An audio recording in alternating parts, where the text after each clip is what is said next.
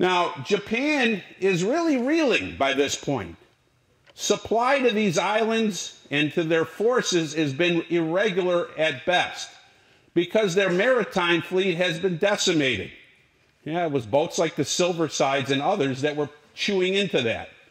2/3 of their tankers had been sunk, so they're not getting as much oil from the Indonesian areas, and half of her maritime fleet is lost. So now they have to use destroyers, which should be patrolling and protecting.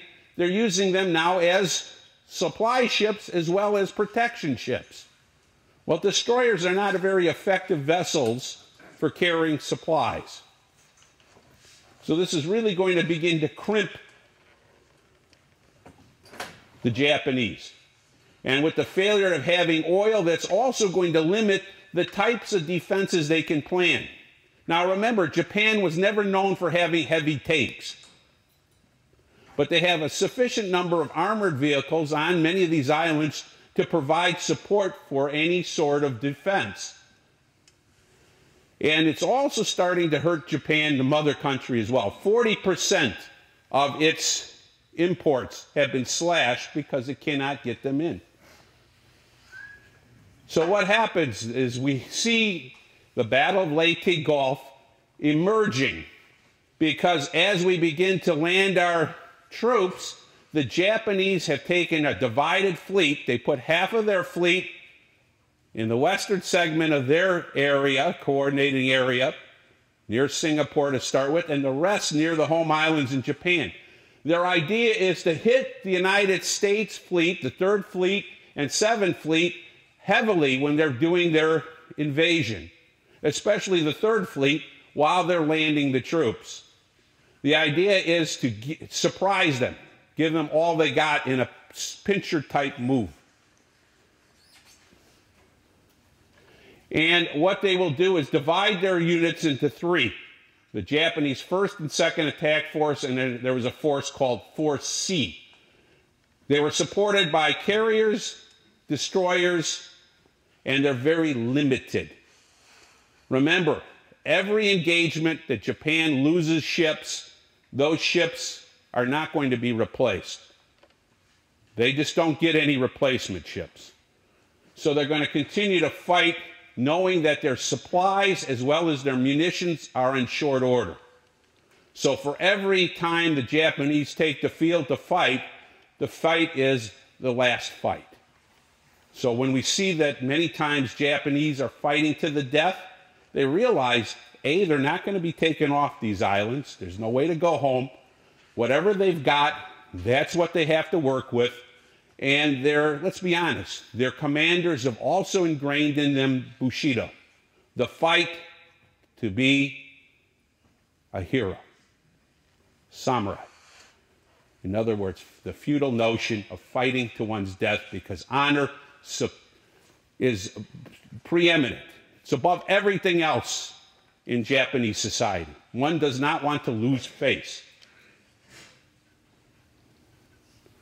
So when the United States takes on the Japanese fleets, at first we're kind of caught a little bit short. But what saves the day is the fact that we have over 3,000 airplanes that can be launched from carrier groups. That's a lot of planes. And U.S. Hellcat planes save the day because they take on the Japanese fleet and hit them with some horrific losses, using both torpedo bombs and bombs to bomb their fleet. Admiral Halsey is able to conduct what is known as the two-front fight. He attacks south as well as attacking north, all within an 18-hour period, using his vessels as well as his airplanes to save the day. And it deals Japan such a devastating blow because the Japanese losses of ships that day is so incredible that this is going to render the Japanese Navy virtually almost ineffective for the rest of the war. Give you an idea of the fight. Here's Halsey taking on the northern Japanese force. They sunk 4 carriers, 1 cruiser, 2 destroyers.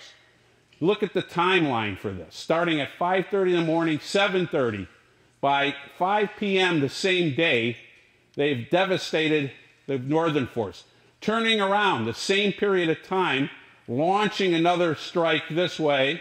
We have Nimitz coming in the other way to relieve the 7th Fleet that's being attacked by Task Force, they call it Japanese Center, but that's Task Force C. And notice the losses here. 2 battleships, 1 cruiser, 3 destroyers, 3 cruisers, 1 destroyer. Versus losses, now we didn't come out unscathed, of course, but 3 escort carriers and 3 destroyers. That's not very bad. The Japanese had their head handed to them. And it's going to limit pretty much what they do for the rest of the war. Now, one of the first islands we begin to engage in after the Philippines is an island in a fight that we shouldn't have engaged in. It's called Peilau. Now, if you look at a map, Peilau is not on the plan. Let me go back a couple slides here.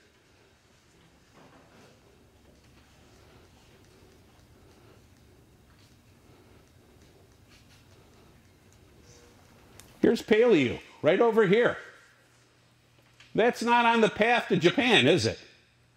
But it was scheduled to be hit because when we were going up, originally the thought was to take each island as we went up.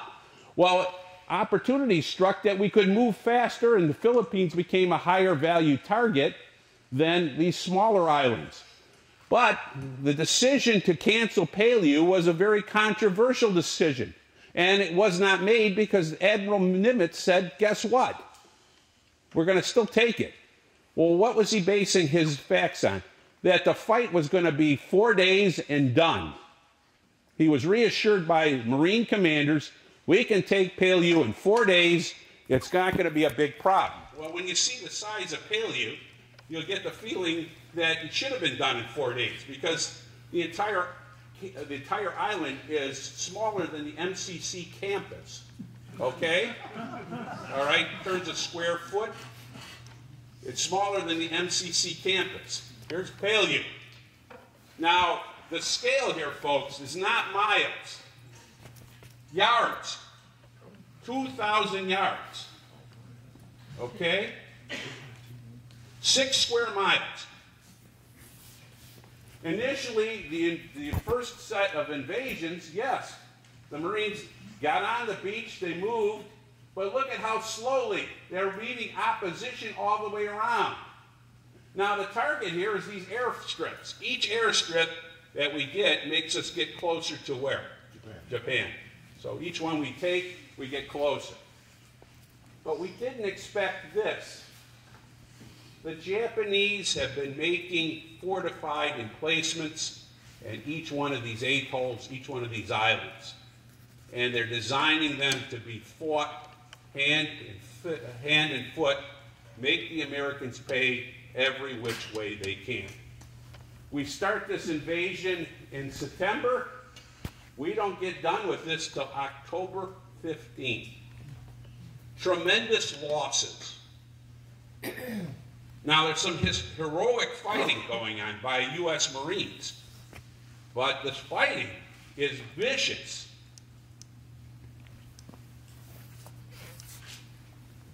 "22,000 Japanese taken, killed.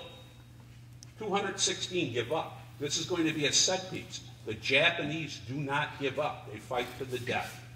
That's part of the honor code. Where do they find extensive tunnels, gun emplacements, etc.?